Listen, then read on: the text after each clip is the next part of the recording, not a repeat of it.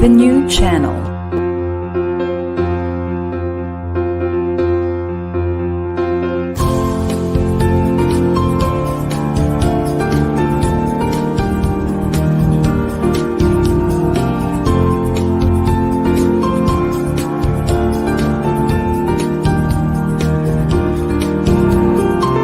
The new channel. Hashtag TNC Now.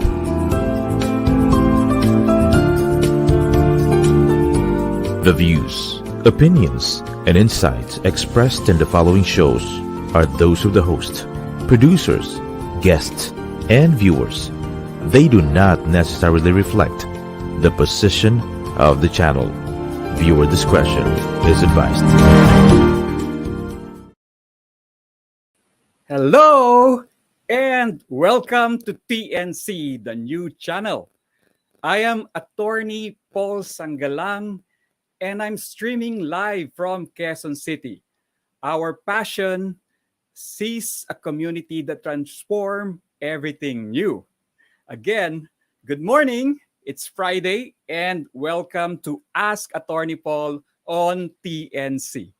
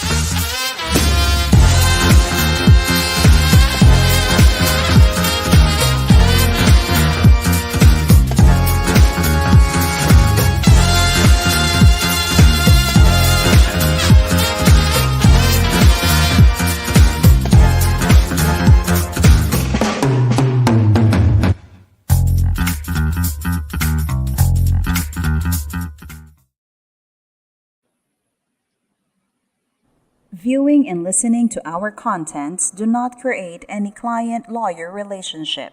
Whatever comments and recommendations that we give during our sessions are strictly for educational, information, and training purposes only. Please engage a trusted and reliable lawyer for legal advice and professional services. Thank you. Good morning again. This is Attorney Pol and you are on Ask Attorney Pol at TNC. And happy weekend, happy Friday. Friday is Ask Attorney Pol time. No, we do this every Friday at 10 a.m. for 1 hour, 10 a.m. to 11 a.m. And we do this twice live, no? Twice a month we do this show live. And for other Fridays of the month, we upload the replay of previous session. Pero same time slot, no? 10 a.m. to 11 a.m. And that's why you can always catch us every Friday. So every Friday is Ask Attorney Pol on TNC time. Now, welcome to another episode. This is season 1 and we have a lot of questions ready for you. Meron po tayong ginather. We've collected several questions from our survey. We've been sending out surveys, asking people what do they want to ask Attorney Pol, what do they want to ask. So we have this list of frequently asked questions. And thank you for participating. But before anything else, bago po tayo mag-umpisa, kailangan po muna tayong magdasal. We have to invoke the blessing and inspiration from our Heavenly Father. Meron po tayong opening prayer and I invite everyone to join me para po lahat tayo blessed, lahat tayo inspired, enlightened, at para po lahat ng ating gagawin, lahat po ng matututunan natin today will be for His greater glory. So Miss Sigrid, can you lead our opening prayer this session? Okay po, let's bow our head and have the prayer of the Lord. In the name of the Father, the Son, the Holy Spirit. Amen. Spirit, amen. Loving Father, we humbly before you For you the victories and challenges of this This fruitful fruitful day. day. We We thank you thank you for all the blessings, and kindness mercy, and kindness you bestowed on. bestowed on us and our families We as we ask for ask for your forgiveness, our our sinfulness. sinfulness, and shortcomings. We ask We for your ask for your guidance, knowledge and knowledge, and understanding for understanding for legal skills. today's legal coaching session as you Continue to continue to open our hearts and our and all minds and all our faculties, human new faculties learnings with that new we will learnings that you will and receive encounter and today. encounter today. In the name of the Father, Son, and Son, the Holy Spirit. Amen. Thank you, Lord. Thank you po. Thank you, Jesus. Thank you, Holy Spirit, for being in our midst, for strengthening us, enlightening us, and for inspiring us to use whatever knowledge, whatever understanding, whatever information we gain today, for inspiring us to use this only for the benefit of our fellow men. Marami pong salamat. And so now we open the floor, we open the session. But before we open the session for your questions. By the way, pwede po kayong mag-participate, no? Pwede kayong mag-participate. There are two ways to participate in our Ask Attorney Paul. One is by being a studio guest, no? We are inviting people who have sent us questions used through our survey using the Google form. We've been sending that out, no? And we've been asking them, yung mga nagsasubmit ng questions po sa atin, kung gusto nilang maging studio guest, no? And right now we have one studio guest, and he will be joining us in our discussion later. Another way to participate is through the comment section. As you know, we are streaming live today, and meron pong comment section sa ating mga live stream. We are streaming live using Facebook, using YouTube, and also LinkedIn. So tatlong platforms po tayo na nag-stream live, and all this, our director, our crew, our staff are monitoring the comment section, and you can post your questions there. Pwede po. And then babasahin po natin yan, babasahin ng aking co-host na si Miss Sigrid para po mabigyan naman ng linaw, no? So enlightenment yung mga katanungan nyo, no? But we have limited time. Until 11 a.m. lang po tayo dito. So, what are you waiting for? No? Share nyo na po itong link dito. Share nyo na po itong live stream natin sa mga friends, sa mga family, sa mga colleagues, co-workers nyo, clients, customers, anyone, no? Mga barkada nyo, kaibigan nyo. Share nyo na po ito. Baka kasi may tanong sila. And madali lang naman po yan. Use the comment section. I-post nyo po yung mga katanungan nyo, and we'll do our best within our limited time slot to address them, to answer them. And kung hindi naman po na mapalad na mabigyan natin because limited nga po yung ating time, then next Friday po or next Friday, or you can submit your questions sa ating survey form, sa ating Google Sheet, and then ipaprocess po natin yan. And who knows, baka po maging studio guest namin kayo in the future. Okay, and we also have online communities in Facebook and in Viber. And if you are interested in joining, yes, just say so and just contact our Miss Sigrid, and she will give you the link if you want to join our online communities as well. Okay, every session, meron po tayong prepared question. May inihahanda tayong question based on my experience, no? Yung ito po ang katanungan ng kalimitan ng mga clients ko. I have a lot of clients and a lot of friends as well who ask me questions, and nagsiselect po ako based on my recollection, based on my memory, and based on my notes. Ano ba ang mga kalimitang tinatanong ng mga tao? And from this list, from this recollection, from this memory that I have, no? Let's pose our first question. Ito po yung isa sa mga patok na patok question na lagi pong halos tinatanong sa akin, no? Everywhere I go, no? One of the most frequently asked questions. So, Miss Sigrid, can you read this question?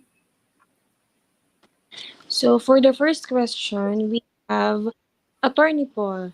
My mental health condition affects my performance. Can my employer dismiss me because of it? Thank you, Miss Sigrid. So ito nga po ang one of the most frequently asked question. Actually, itong question na to is two question in one, no? This is two question in one. Kasi 'di ba, ang tanong ni Juan de la Cruz, which can be anyone. You can be part of management, you can be a rank and file anyone.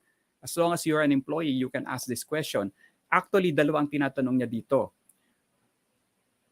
About the performance, pwede ba siyang ma-dismiss ng kanyang employer because of his or her performance? And yung performance niya is being affected, meaning poor na yung performance niya, being affected by the employee's mental health condition. So that's the first question. Another question, which is parang rider dito sa question na ito, is pwede bang ma-dismiss yung employee, no? Regardless of the performance, based on the mental health condition itself, no? No, based on the disease, it's actually a disease, no? It's a form of disease pero mental in nature nga lang, no? Can that be a ground for termination of employment, no? So that's two question in one. And Miss Sigrid, isama na natin yung ating studio guest, si Sir Gerald, kasi yung question niya is related dito sa ating question number 1, no? So what's our question number 2? And let's welcome Sir Gerald to our studio. Good morning, Sir Gerald. Ano po yung question natin? I-post natin yung question ni Sir Gerald, and Miss Sigrid, can you read it? Question number 2. Question number 2, this is from Sir Gerald. How to handle employee who went AWOL due to mental health problem? Okay. Ayan. So, Sir Gerald, welcome po. Kumusta po kayo? Good morning, Tony. Good morning. Yan. Eksakto naman, ang ganda ng timing ng question nyo at ito rin ang ating napiling prepared or teaser question for this session. So, can you elaborate further on your question? Ano po ba ang situation that you are bringing to us for enlightenment? Okay. Actually, kasi si employee, he went AWOL effective May 2. Then, no notification, no advice. And then, after 10 days, bigla siya nagsabi na babalik siya sa work. Then, we issue NTE because for 10 days unauthorized leave of absence. And then, ang reason niya, depression. So, medyo natulala kami doon. Kasi how do we handle that kind of situation, attorney? Okay, great question, Sir Gerald. Now, yan po ang tinatanong ng maraming business owner, maraming entrepreneur, maraming managers and supervisors in handling their people. Diba? Now, fortunately, we have a legal framework, no? Of course, that's a mental health issue, concern, no? And by the way, disclaimer, I am not a psychiatrist. I am not a psychologist. I am not competent about the mental diseases or mental illness or mental condition. I'm a lawyer, no? And I'm speaking from a legal point of view, no? So disclaimer po yan sa lahat, no? I do not claim to be an expert in this particular illness, disease, or condition. Okay, so ano po ang legal framework natin? Now, in 2020, in the year 2020, DOLE issued a department order. And this was in February of 2020, before the lockdown. Pero po nag-uumpisa na po dyan. Kasi di ba November, December, alam na po natin that there's a pandemic that's brewing already. Pumutok na po yan. November, December of 2021, alam na natin to. It's already in the news, no? And then January, that's Mount Taal volcano. Taal volcano eruption. February, yan, nag-uumpisa na yung mga... And then, of course, we all know it's part of our history, the lockdown that was imposed by our government and the strict implementation of COVID-19 control. No, yung mga protocols and preventive measures, no? And on February 2020, a department order was issued for the guidance of everyone. Now, in case hindi nyo po alam itong department order na ito, you can Google this. It's uploaded in the DOLE, Department of Labor and Employment official website. It's Department Order 208, no? 208 series of 2020, no? So the title of this department order is Guidelines for the Implementation of Mental Health Workplace Policies and Programs for the Private Sector. So, what you're waiting for, no? Go to the Dolly website, download this, and it's a valuable reference. And prior to this department order, meron na po tayong mga laws, no? Because this department order is an implementing rules and regulation for the several laws that have been issued in the past and several policy statements in the past. So we have the Republic Act 11036, which is the Mental Health Act. And this Mental Health Act has its own IRR, no? Meron din siyang sariling implementing rules and regulation, no? Again, that's RA 11036. Then we have Republic Act 7277, which is the Magna Carta for persons with disability. Now, mental health condition can be considered as a disability, no? Pwede po yung considered as a disability or even as a disease, no? Either way, no? That's why relevant rin po ang Magna Carta for persons with disability. We have Republic Act 10524. This is about expansion of the Magna Carta. And then we have occupational safety and health laws and rules and regulation. Anyway, you can read all about this in the implementing rules. Department Order number 208. Now, balik po tayo do sa question natin. Question number 1 and question number 2 ni Sir Gerald. Ano po ang kasagutan natin? Now, first and foremost,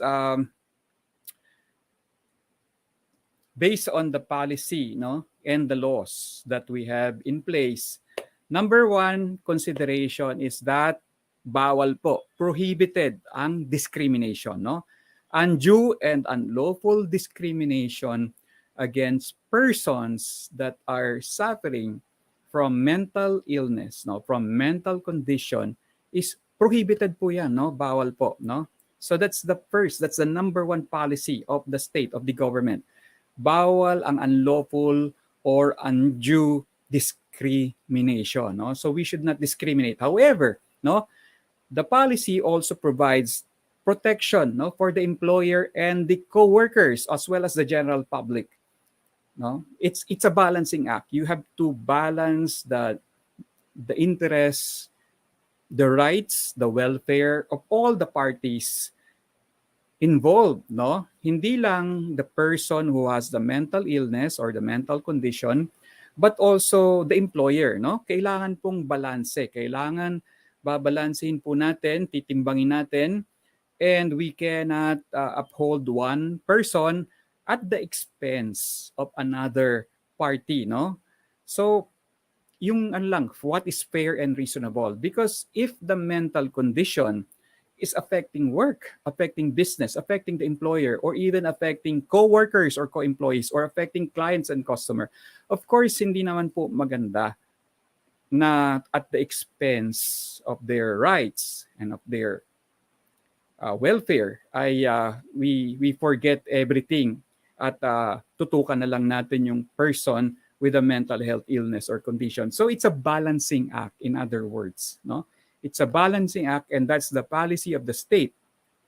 Now, punta tayo do sa question number 1 and question number 2. At yung question ni Sir Gerald, how to handle yung employee na nag-awol na, and ang kanyang reason yan. Sabi ni Sir Gerald, how to handle employee who went AWOL due to mental health problem, no? So, first of all, Sir Gerald, because of the legal framework, and of course, human rights din yan. Now, we have to approach this in a humanitarian way, no? Like we are approaching any employee who is sick, physical illness, yung nagka-COVID, di ba? Sakit yan, it's a physical illness. Yung nagka-high blood, nagka-diabetes, nagka-tuberculosis, nagka-AIDS, no? So, we should approach mental illness like how we approach other forms of disease or illness, no? That's a reasonable approach, no? Ibig sabihin, walang derogatory, no? We should not discriminate. There should be no derogatory. Wala tayo mental condition is not a joke, no? It's an illness, it's a condition, no?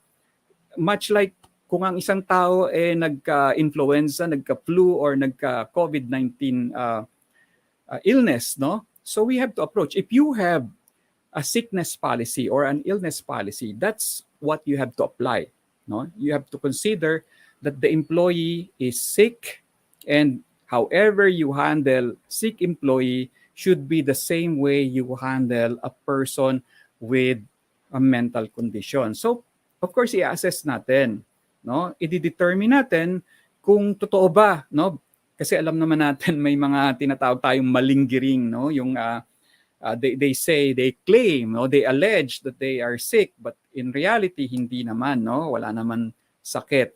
So like any other sickness, we should handle it the same way. We should determine the veracity, the truthfulness, kung totoo ba yon. And of course, since hindi naman tayo expert, we send the employee to an expert, to a doctor, to a clinic, or to a hospital, no, and we get the certificate from the expert, no, from the physician or the psychologist, psychiatrist who is competent to diagnose the employee. So ganun lang po 'yon, no? So do sa mga company na may HMO, no, Health Maintenance Organization program, you should think about adding it, no, including it in the services that the HMO provides, no? Kasi uso po 'yan talaga. And then there is already a recognition that this is really a real problem, no? Especially nung nag-lockdown tayo, alam naman natin nung pandemic, ang daming naapektuhan. Actually pati ako, no, wala pong taong hindi affected dito nung nagkaroon tayo ng lockdown with all this fear of this COVID-19 disease. Now we are thinking how deadly it is, especially nung wala pa tayong vaccine. 'Di ba? Nagkaroon ako ng insomnia, nagkaroon ako ng mga hindi naman depression, no, but parang anxiety, no. Everyone, no, is affected, no. Hindi ako makatulog noon for whatever reason, no, because of the fear of the unknown, fear of the disease.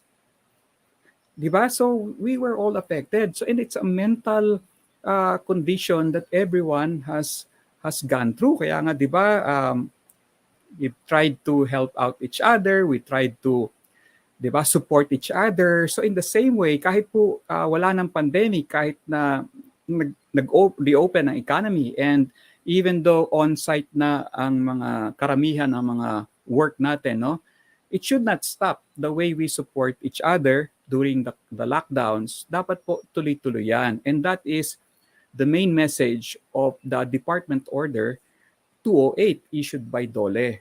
No? So may requirement dyan.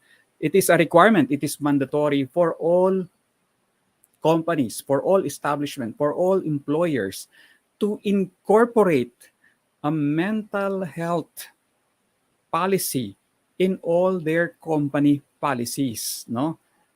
Now, kung wala po kayong mental health policy, then you can use whatever policy you have for sickness. Kasi nga, it should be treated like any other illness or disease. No? So if you already have your sick leave policy or sick leave benefit, then a person who is undergoing such a mental health condition, and if he can submit a medical certificate saying that he needs rest, he needs a break, he needs to not to report for work, to recover, or to attend therapy, then we have to respect that. No, the same way that we respect the medical certificate kung ang isang employee ay nagkatrangkaso or nagka-COVID, di ba? Ganun lang po ang treatment natin. Di ba? So, Sir Gerald, do you have a follow-up question? Attorney, what if the employee refuses to undergo mental health checkup? Oh, so ayan. So the same way that we treat other employees who claim to be sick, no? Whether it's mental or physical illness, should apply, 'di ba? If the employee refuses to undergo, so what's your basis? It's just an allegation, no? What's your basis to say na totoo nga yung claim ni employee, 'di ba? If the employee refuses to cooperate, then it is an unreasonable um, position on the part of the employee. And what's your policy if the employee cannot submit a medical certificate, di ba? Sir Gerald, anong policy nyo pag walang medical certificate ang isang So, employee? so not fit to work, attorney. Hindi, fit to work is a medical certificate, no? Pag hindi siya nakapag-submit ng certificate, absent siya. That is an authorized leave of absence. O yun, unauthorized absences, di ba? Yes. Opo. So ganun lang po 'yon, no? Bibigyan natin. Let's be compassionate. Let's be humanitarian about this. Every time an employee is sick, of course, we want the employee to get well, di ba? But we have Yes. policies. We have policies in place, di ba? So dapat sasabihin nyo lang sa employee, let's help each other. So, when can you see a doctor, di ba? Ganun naman yan eh. Minsan talaga at the time they are sick, they cannot see a doctor. Unless meron kayong facility, no? Kasi yung ibang company, they have an agreement with an institution or a clinic or a hospital na pag may mga mental health issue, the employee can call. Yung telemedicine, di ba? So if you have that, then walang excuse yung employee, di ba? But if you don't have a telemedicine facility where the employee who is claiming to have a mental health condition can call and get a session, get checked up by an expert who is competent to address or diagnose the issues, no? Then probably you by referral, no, you can assist the employee by referring him to a paid or to a free. May mga free po, no? The government has free services for this. Nandun na rin po, nakasulat doon sa department order. And kung wala po doon sa listahan, you can call the Department of Labor and Employment for referral purposes. They have a hotline and they can give you some numbers to call for free referrals.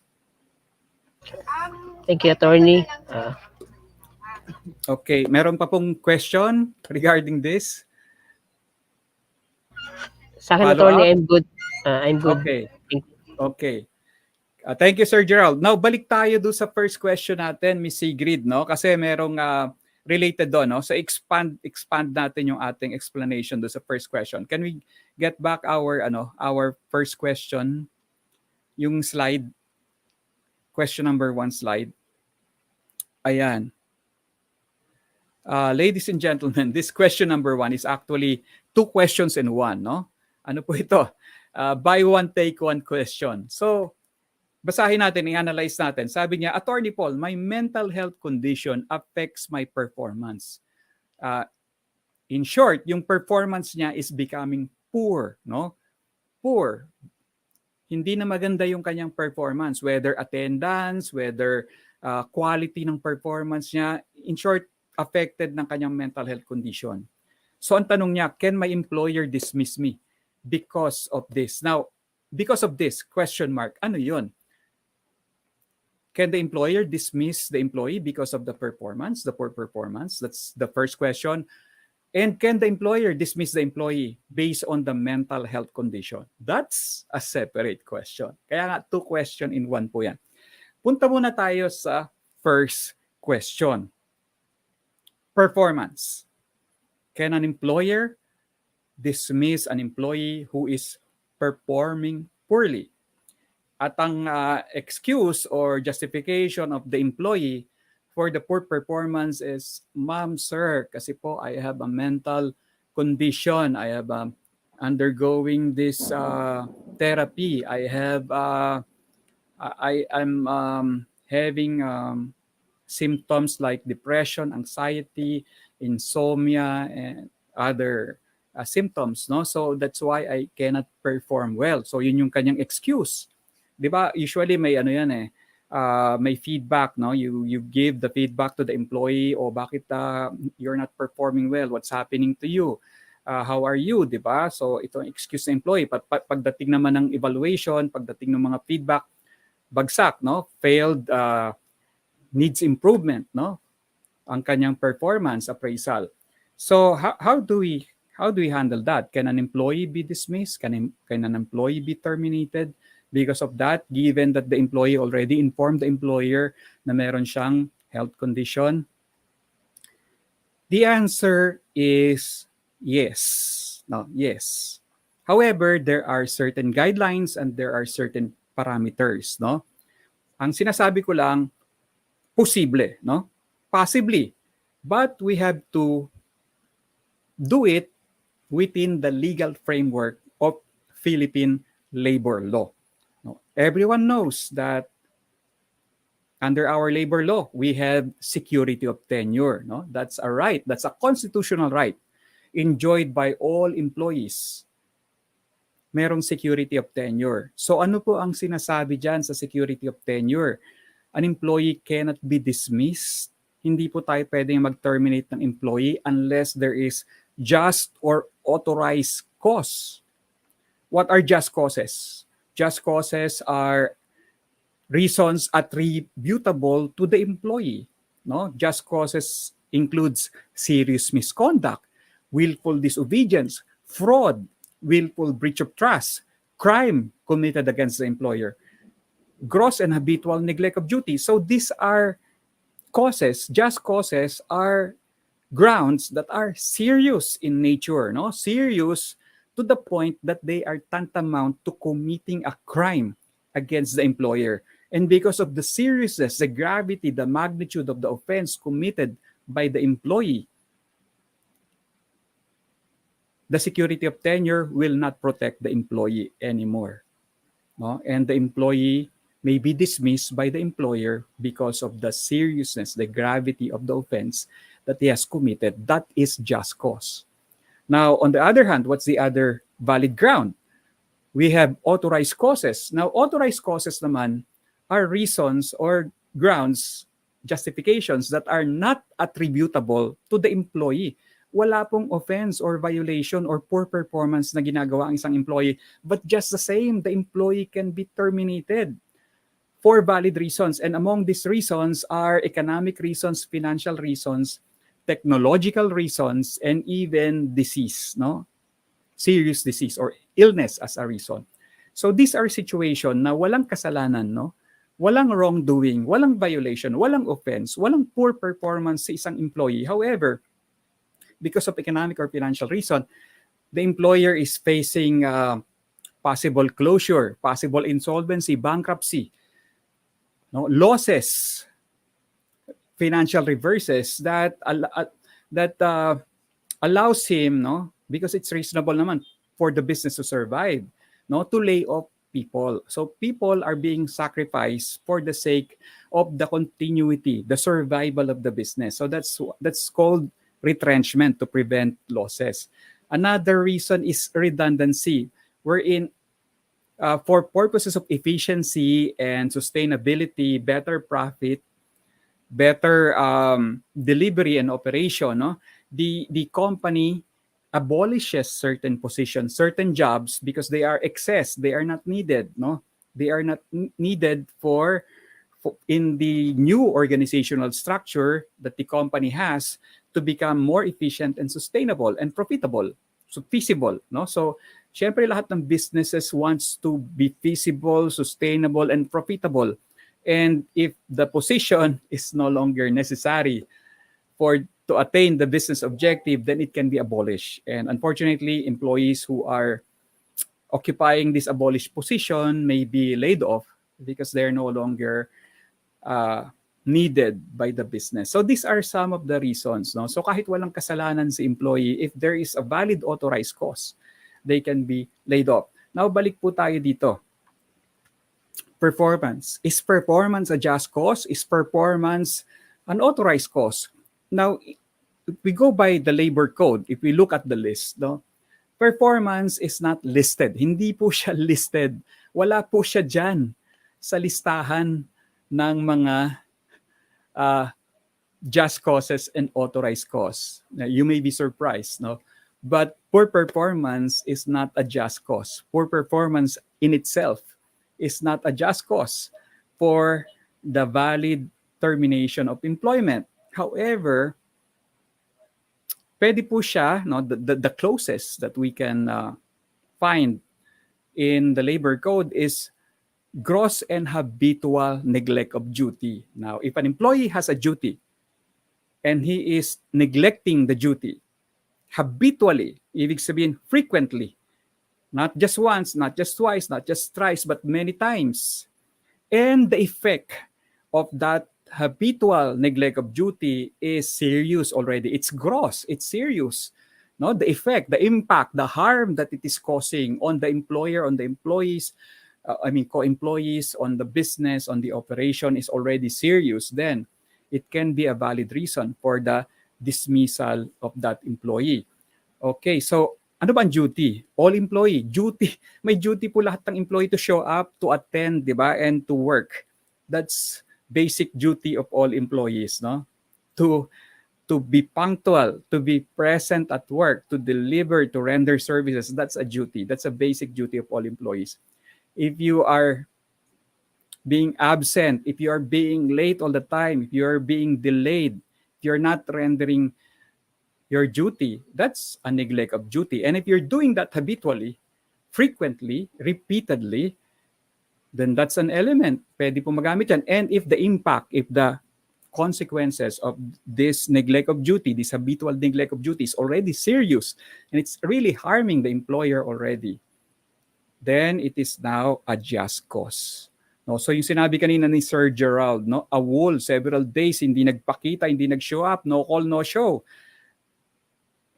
Kung ilang araw yon, each day na absent si employee is one count. No? That's one count. So kung maraming araw yon, that can be counted as habituality.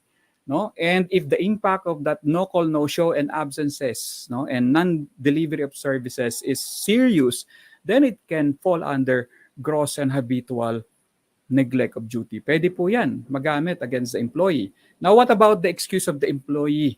Yung kanyang mental illness. Now, that has to be proven. That has to be proven. In the example, sabi nung ni Sir Gerald, no, the employee refuses to cooperate, refuses to submit a medical certificate, refuses to see a doctor or a physician or as a therapist, psychologist, no? So, ano magagawa mo? No? Hindi naman pwedeng, sir, meron po akong mental condition. Hindi naman po pwedeng ganun. That would be unfair for the employer. No, kailangan if the employee claims na meron siyang mental condition, kailangan back up by proof. Meron siyang proof that he is seeing a doctor, he is taking medicine, he is undergoing therapy, he has resibo, he has certificates. 'Di ba? Kung wala, 'di ba? So baka nagdadahilan lang si employee, 'di ba? So pwedeng ma-dismiss si employee. Now another pwedeng gamitin, no? The Supreme Court in one case, in many cases actually, said that analogous just cause can also be, quote-unquote, gross inefficiency. Now, gross inefficiency is different from gross and habitual neglect of duty. Now, what is gross inefficiency? Gross inefficiency is similar to gross incompetence or gross ineptitude. Anong ibig sabihin nito, ng gross inefficiency, gross incompetence, or gross ineptitude? And how is this different from gross and habitual neglect of duty? Now, the difference is that the employee is showing up. The employee is going to work. The employee is perfect attendance. The employee is perfect punctuality. But in terms of the quality of the deliveries, no? Yung mga quality of services niya, ang daming error, ang daming back job, hindi nasasubmit on time, no, maraming mistakes, unacceptable quality of work. Sometimes we call this situation presentism. Kung meron tayong absenteeism, an employee who is nowhere to be found, meron tayong presentism, an employee who is physically present but is not delivering work in accordance with the reasonable standards of the business, reasonable standards of the employer. Bagsak siya sa performance appraisal. So ito po ang ibig sabihin ng gross inefficiency, gross incompetence, or gross ineptitude. Pumapasok pero wala doon yung utak, no? Hindi siya presentism, no? So wala doon, wala yung focus, wala yung attention, wala yung dedication, wala yung commitment. Now, sabi ng Supreme Court, in several cases, gross inefficiency, gross ineptitude, gross incompetence can also be a just cause, a valid ground for terminating an employee. Now, if you have an employee who is qualified based on your performance appraisal to be under the definition of gross inefficiency. Pag sinabi po natin gross inefficiency, yan po yung pinakamababang rating, ano? Talagang no improvement after giving the employee so many chances, so many opportunities after training him, coaching him, mentoring him, and then allowing him to improve. Talagang wala pong pag-asa. Yan po ang definition ng gross inefficiency, no? You've given all the chances. You've enrolled him in a performance improvement plan or PIP, pero wala pa rin, no? You've coached him, you've trained him, you really walk the extra mile at wala pa rin talagang improvement. Yan po ang tinatawag nating gross inefficiency, gross incompetence, or gross ineptitude.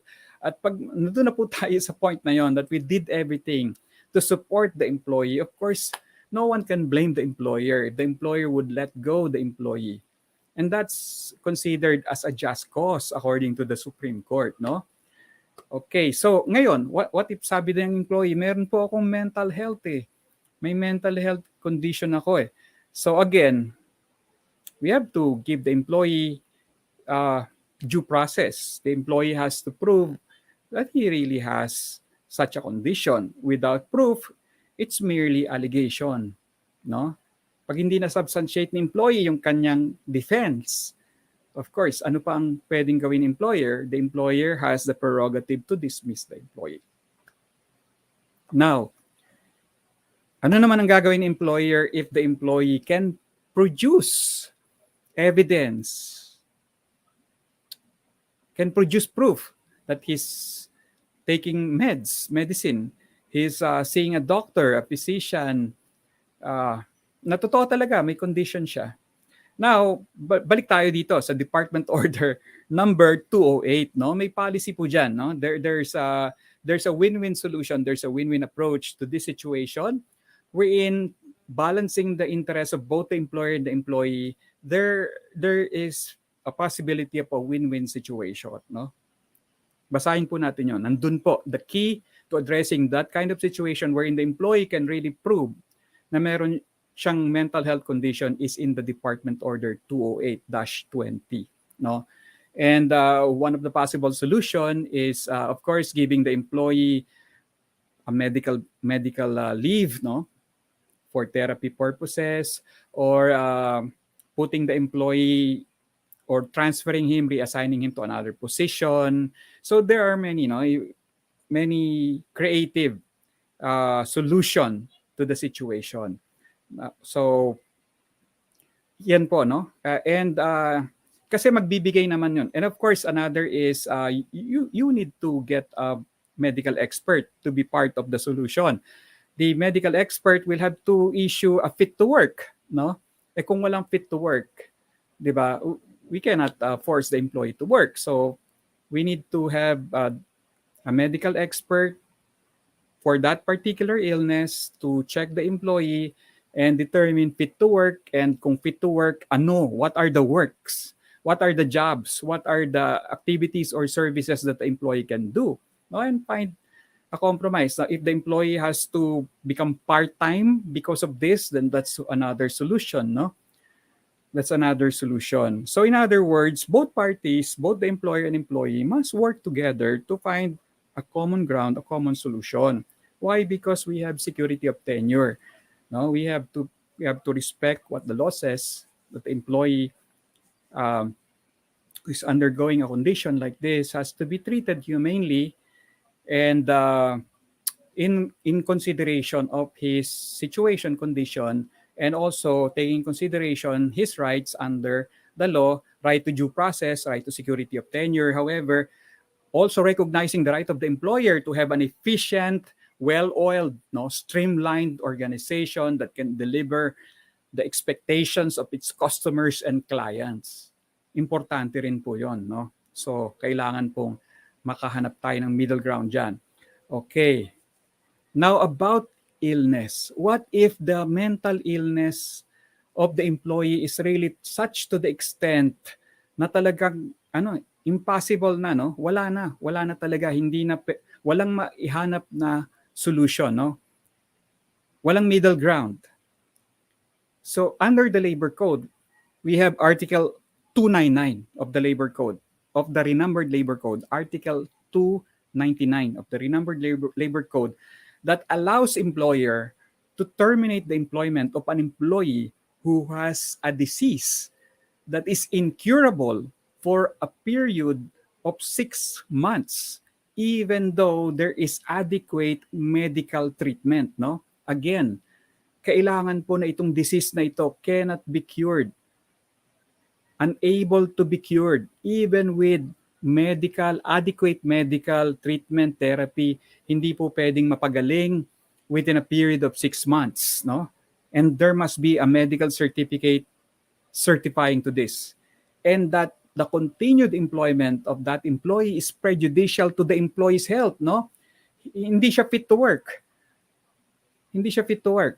Or is prejudicial to the fellow workers, no, to the co-employees. Now, if this condition is supported by a medical certificate from a public health authority, dapat po public health authority, meaning government, hindi pwedeng private. If there is a certification to that effect, that the disease is incurable for within a period of 6 months, even with adequate medical therapy or treatment, and it is prejudicial to his health, meaning not fit to work, and or not the other employees might be prejudiced if the employee is present in the workplace or rendering services, then that's a valid ground for terminating the employee.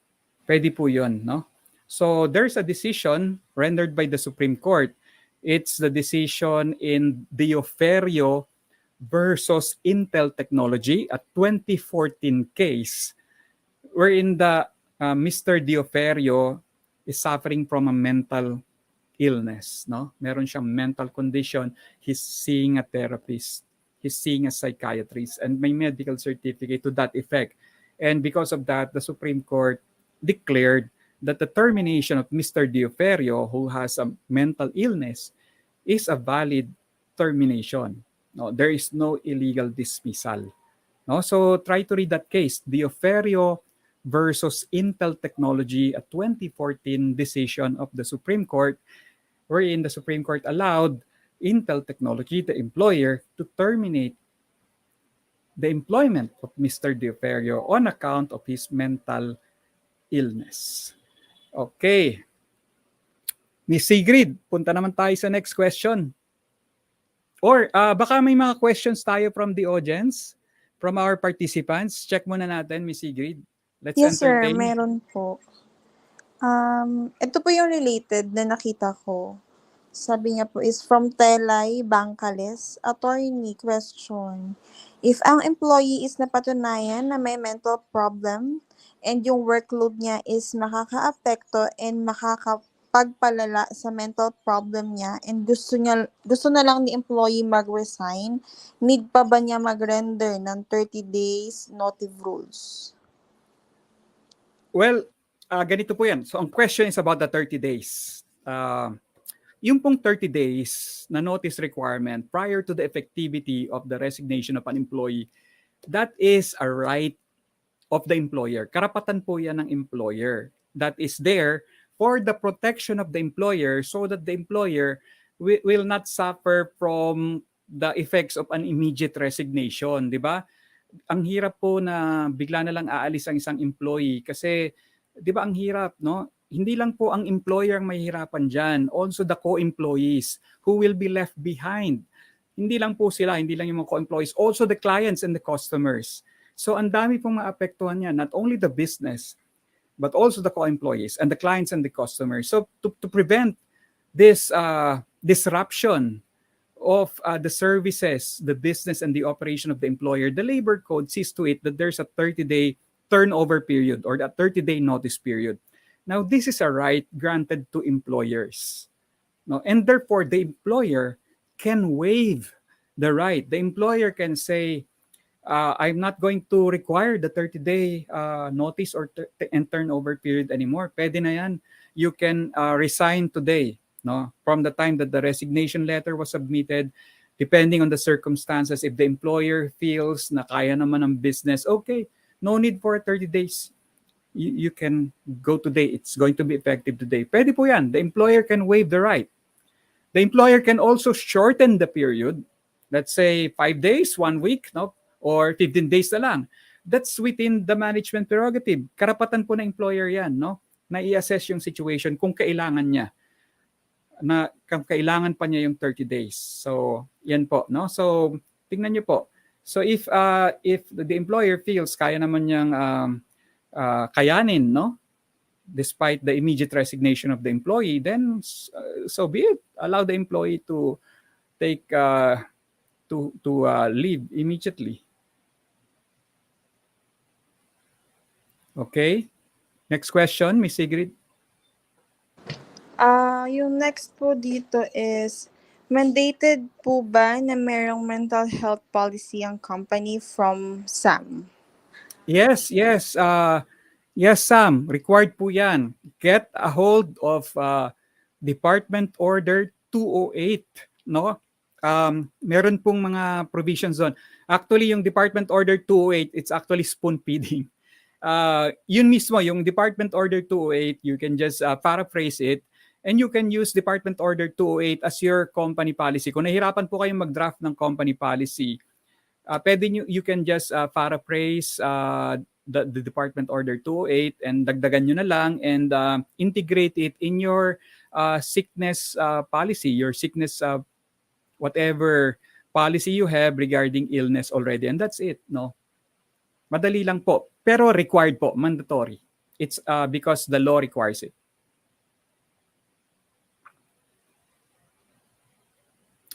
May question pa? Meron Related? po, sir. Yes po. From Ms. Meyer, how does employee can waive the 30 days notice for resignation? How it communicated? If employee violates, it what consequence po? So how can the employer waive the 30 days? First of all, pag naka-receive si employer ng resignation, standard talaga yung 30 days notice. Now, the employer will have to assess the situation. Case to case siya, no? Kasi ang employees naman, they are holding different job, di ba? Position or having job description. So, i-assess niya kung need ba niya yung mag 30 days pa si employee. And then, of course, magkaroon siya ng meeting. Kasi ganito, to prevent any problem, disputes, or issue in the future, ganito, you have to talk to the employee kasi may mga employee kasi gusto nila na kung pwede nga lang, may mga employees that they would really want immediate resignation. And they're just doing the 30 days notice out of compliance, no? Pero kung sila ang tatanungin mo kung pwede ba mag-immediate resignation, they really want to resign immediately and leave immediately for several reasons. They might have already a job that is waiting o baka may karamdaman, may sakit or whatever, no? There are so many reasons why an employee doesn't want to do the 30 days. So, you have to consider also the needs, no, the desire of the employee. Now, however, there are employees na importante sa kanila yung 30 days na yon. And they would really go to work during those 30 days. Why? Because naka-budget na po, no? For some employees, yung 30 days na yon is important to them because they are looking forward to the salaries and benefits that they will receive during that 30 days because for self-sustenance or for the support of their families and dependents, no? Kasama na yan, nakaprograma na yan sa kanilang budget. And if you will tell them, ate, kuya, ngayon pwede ka nang hindi mag-report ngayong araw na sinabit mo yung resignation letter, no? Guguho ang mundo ni employee kasi nakaprograma na yon. Isipin niya, saan ko kukunin yung sweldo ko do sa 30 days na yon. So talk to the employee, find out rin ano bang gusto niya. So hanap po kayo ng win-win formula regarding that. Now, so you have to respect each other's needs, no? Now, if need talaga ni employer na mag-render si employee ng 30 days at si employee need talaga niya na umalis na, no? Now, karapatan po yan ng employer to impose. Pwedeng sabihin ng employer, no? Sorry, I see that you really want to resign immediately. However, hindi pwede. And you have to report for 30 days because that's our contract, that's what's provided in our law, and that's what's needed by the business. So you can really tell the employee, mandatory yan, required yan. Now, if the employee refuses to comply, now what does the labor code says? The labor code says that the employee can be held liable for damages. No, pwede niya pong pagbayaran yung hindi niya pagsunod doon sa nire-require ng employer na mag-render ng 30-day notice and turnover period. No? It's a violation, it's an offense. Hindi lang po sa company policy yan, hindi lang po sa employment contract, it's a violation of the labor code. Bawal po yan sa labor code mismo. Yung gagawin ng employee na hindi niya i-honor yung 30 days notice and turnover period. Okay, so that's the general rule, no? There are some situation wherein the employee can immediately resign na cannot be taken against the employee. Of course, kung siya po ay minamaltrato, treated inhumanely, serious insult, and di ba, a crime has been committed against the employee like libel, defamation, no? If the employee is receiving inhumane treatment, hostile treatment, talagang embarrassment and humiliation, bakit pa siya magsaserve for 30 days? Diba? So, do sa mga ganong situation, but that's an exceptional situation po yon, no? Yung mga situation na yon. Pag do sa mga exceptional situation na ganon, na talagang may away na si employer at employee, there's no need to render the 30 days anymore because it's not healthy. It's not healthy for both the employer and the employee to do the 30 days when their relationship is really in the rocks, no? Hindi na healthy po yan. Hindi na maganda for the business, hindi rin maganda for the clients and the customers. Okay. Meron tayong isa pang question, Miss Sigrid, na related. Related po ba? Yung question number 3?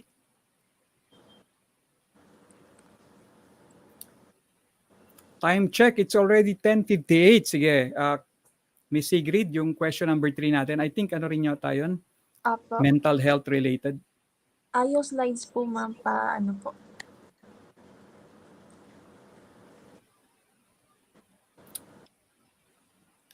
Question number 3, direct. So, ito po yung question number 3 from Miss Jill. I have mental health problem, depression and anxiety, few panic attacks. My manager invited me for a one-on-one meeting after we discussed about work-related. He asked me regarding a non-related topic with my work. It's my personal transaction. The way he is questioning me pressures me a lot. I begged him to stop, but still asking things. At that moment, I told him to stop because I am having a panic attack. I'm suffering now from depression and emotionally damaged trauma. Okay, thank you, Hill. Andito ba si Hill? Or si Jill? Sir. Andito siya? Wala po, sir. Wala siya sa studio. Okay. Anyway, Jill or Hill, thank you for your question. We are sad that this happened to you, no? That you have undergone this situation. Now, as an advice for you in handling this situation from your point of view as the employee, diba? Ang suggestion ko po sa inyo is to inform your employer about your mental health problem. Uh, Kasi 'di ba, we don't know. You might not have informed them beforehand that you have this condition. You have to inform because hindi naman po mind reader ang mga tao. If you are my employee and you have not informed me about your condition, I wouldn't know. And I might just be doing business as usual, giving my feedback, having a one-on-one meeting with my staff, with my employee. And little that I know or unknown to me, one of my employee pala is suffering already. So unless you inform your employer about your condition, it's not the fault of your superior, your boss. That because what he's doing is obviously just business as usual, no? What every manager or supervisor or team leader would do. Okay, so that's the first thing that you have to do. Inform them of your condition, submit your proof, your medical records. Kasi no, if you uh, keep this to yourself, if you hide this from your employer for whatever reason, because of fear of, let's say, ridicule or discrimination or termination or unfair treatment, whatever, no? Um, or stigma. Merong social stigma eh, di ba? If you, then how can people help you?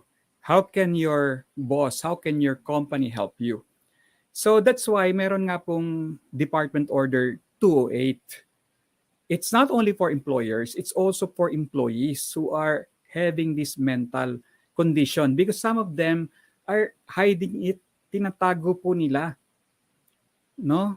For whatever reason, for fear of the unknown, fear of whatever repercussion, no?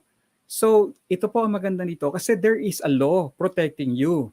There's a Magna Carta, and if you can qualify as a person with disability, then you are entitled to be protected by the Magna Carta on persons with disability, no? May criteria 'yon. The expert would be the one to determine that. And the employer is required to have policies on disability and on mental health. Required po yun na may policy sa mga employer.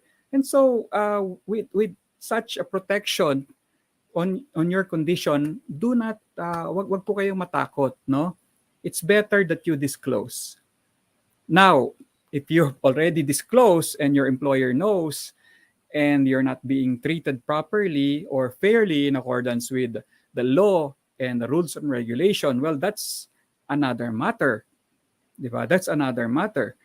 You can, that's a ground for discrimination, unlawful discrimination. That's a ground for constructive dismissal. No? So, situation, case to case po yan, no? But first things first, since you are not here in the studio and I don't know the real score, the real situation, first things first, inform your employer about your situation. Okay. So thank you, Hill. And it's already 11:04.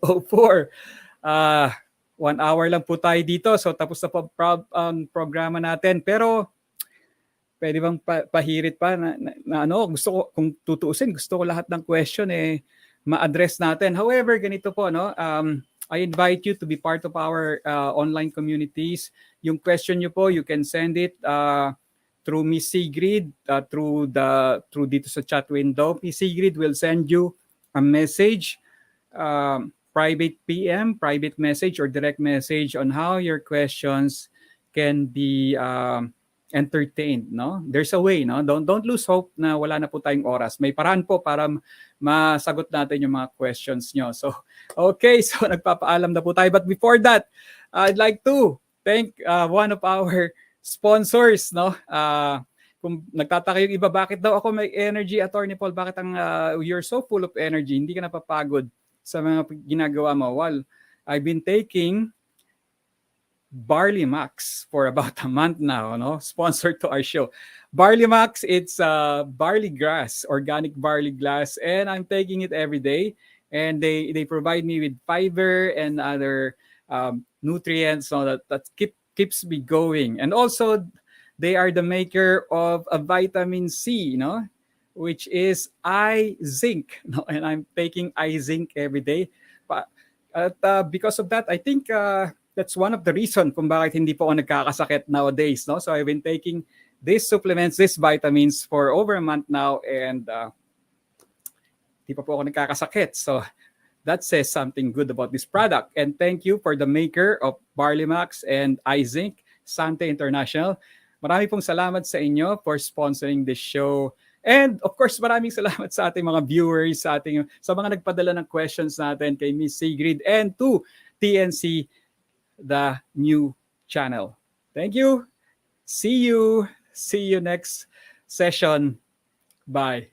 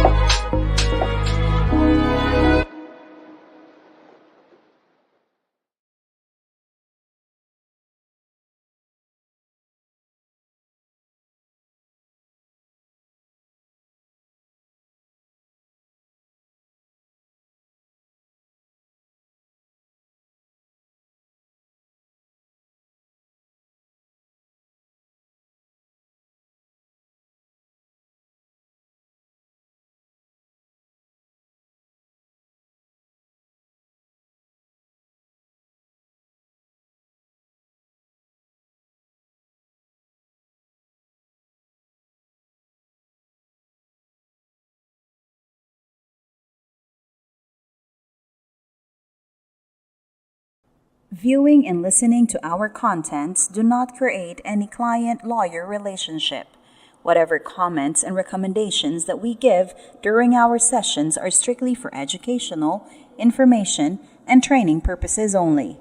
please engage a trusted and reliable lawyer for legal advice and professional services. Thank you.